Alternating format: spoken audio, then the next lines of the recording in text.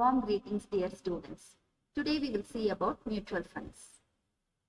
What do you mean by mutual funds? Mutual funds are a kind of investments where these funds will collect the savings from small investors and retail investors, and these savings will be invested in government securities, industry shares and securities like corporate securities. And such investments will earn greater amount of income through interest, dividends and also capital gains. What do you mean by interest? This interest is an income which is derived from the debentures, bonds like debt securities, for which a fixed maturity period will be there and the debenture holders will get the interest periodically. Dividends will be paid to shareholders. So when the mutual funds are invested in corporate company shares and securities, those shares will get dividends.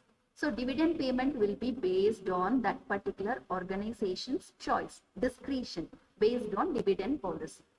And apart from dividends and interest, mutual fund investments will also gain capital gains. What do you mean by this capital gains? Capital gains are those which are derived when the investments are sold out. When the investments are sold out at a price greater than at what it is bought out, then the investor will get capital gain. When it is sold at an amount which is lesser than the purchase price, then it is a capital loss. So mutual funds will get interest, dividends and also capital gains.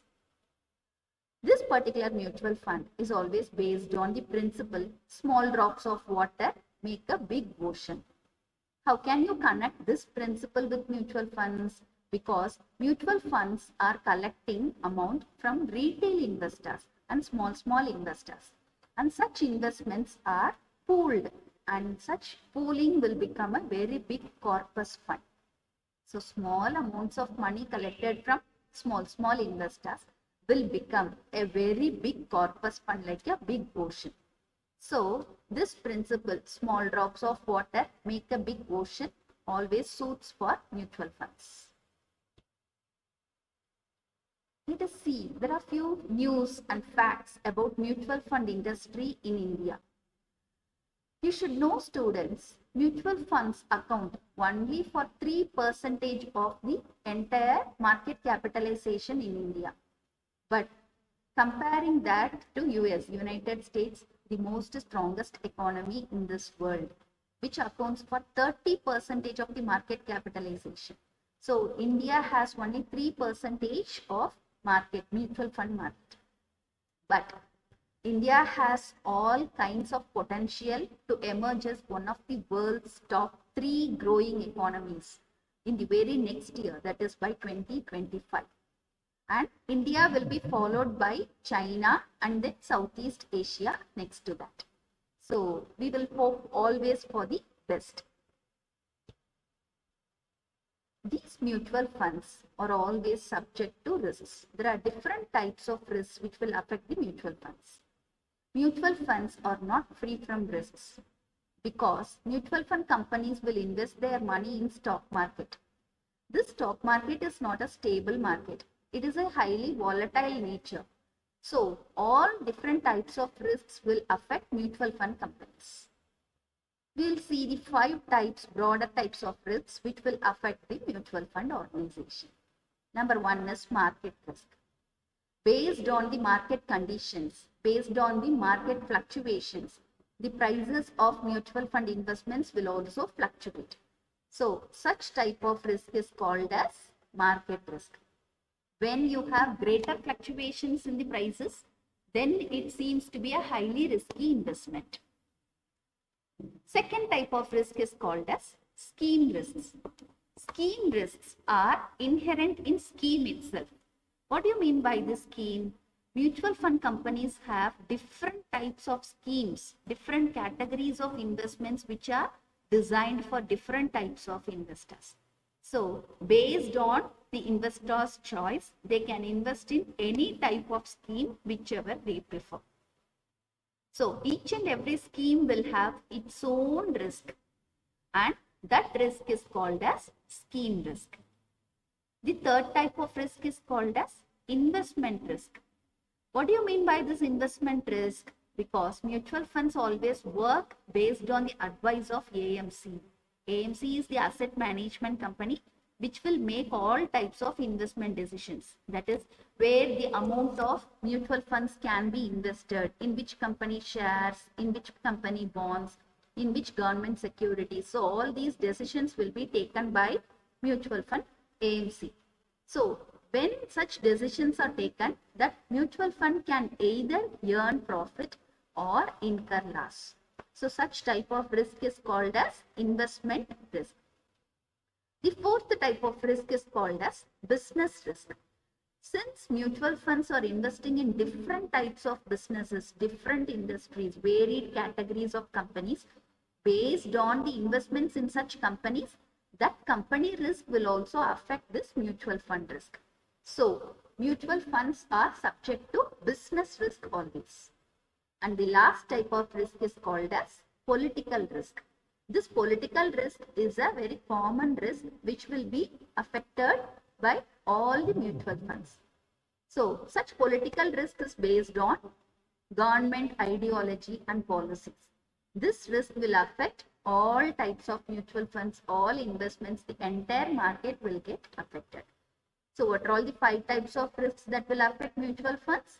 Market risks, scheme risks, investment risks, business risks, and political risks.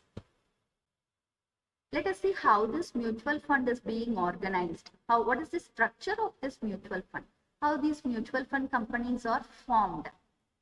In India, mutual fund operations, mutual fund structure has a 3-tier structure. What is the 3-tier structure? You have 3 different parties, important pillars in forming any mutual fund organization. The first and the primary party is called as sponsor.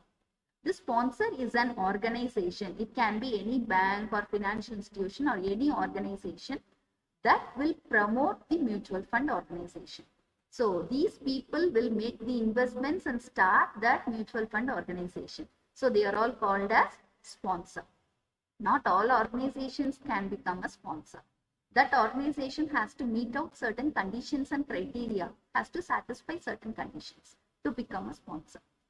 They should have adequate experience in mutual fund industry and they should have good past track record with consecutive profits for at least 3 to 5 years and they should have a very high net worth. The second party is called as team of trustees. These team of trustees are coming because mutual funds will collect the money from public. Whenever the public money is involved, a trust has to be formed by any concern or institution. Likewise, mutual funds is forming this team of trustees. These trustees will ensure transparency and efficiency of all the mutual fund operations. People with high experience and integrity and genuineness will form these trustees. They will safeguard the interest of all mutual fund investors. They will monitor keenly the scheme operations. Where do they invest? How do they invest? How much they earn? So everything will be keenly monitored. And these trustees have all rights to dismiss AMC. AMC is the next party, we will deal about it. But based on SEBI's approval. Who is SEBI? Securities and Exchange Board of India. SEBI is the regulatory authority of capital market. So based on SEBI's permission and approval, based on SEBI guidelines, trustee can even dismiss and close AMC, Asset Management Company. So such a powerful people are they. The next third party is called as AMC, Asset Management Company. This asset management company will deal with funds. So these people are those. These AMC will make all decisions like where to invest, how much to invest, to which company shares it has to be invested, when it has to be sold out, when the amount has to be transferred from one company shares to another company shares. So all kinds of investment decisions will be taken. So this AMC will employ so many investment and finance professionals to invest and research about that particular mutual funds. The success of any mutual fund is based on this AMC's efficiency. But this AMC has to submit regular quarterly reports to trustees. And lastly, we will see about the operations of the fund, how this mutual fund is operated. Actually, amount is invested and such investors will be invited for making such investments with varied schemes, different type of schemes.